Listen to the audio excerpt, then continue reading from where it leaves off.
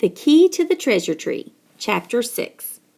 The four best friends had learned many things in their search for the treasure tree, especially how much they needed each other. It had taken the quick thinking of a determined lion to get them across the uncrossable river, and to put up with getting a pie on the head. It had taken the otter's joyful and hopeful ways to find a key that none could see, and to rescue Chewy from the giant clam. And it had taken the golden retriever's caring heart and listening ears to hear the butterfly's cry for help, and to keep her from becoming the spider's dinner. And it had taken the beaver's close attention to detail to discover the out-of-place hairs, and to see just how far an elephant sneeze could take them.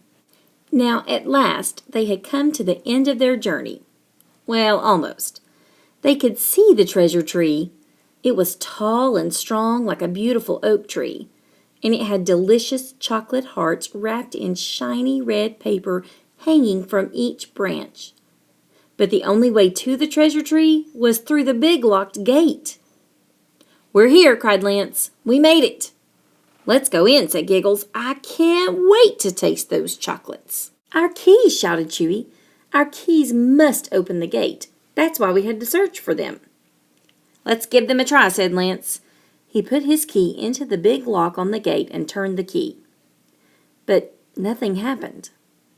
"Let me try my key," said Giggles. She put her key into the same hole, but it did not work either. "Try mine," said the beaver. Still, the gate did not open. Then Honey the golden retriever said, "It must be mine." But it wasn't. They still couldn't get the gate to open. Now the animals were stumped. They had come so far, gone through so much, gathered every key, and yet they still couldn't get the gate to open. "How are we going to get in?" asked Honey. And that's when they heard a familiar voice. "Don't worry, best friends," said Wise Old Owl. "You've got the key to unlock the gate right in your hands." "What do you mean we've got the key to unlock the gate?" said Lance, sounding a little cross. "We've tried all of our keys and none of them works." "Ah, but you're missing something," said the owl in a kind voice. "What was it that you learned on your adventures?" "How to pick a blueberry pie, how to tickle a clam, how to never stand near an elephant when he's sneezing," said the otter. No, said the owl. "What did you learn about each other?" The four best friends thought for a minute.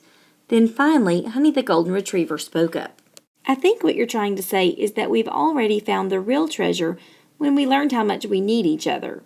We're all different in many ways, and that's why each of us was able to solve a different riddle. Is that it, Wise Old Owl?" It was. "Then I know how to open the gate," cried Chewy.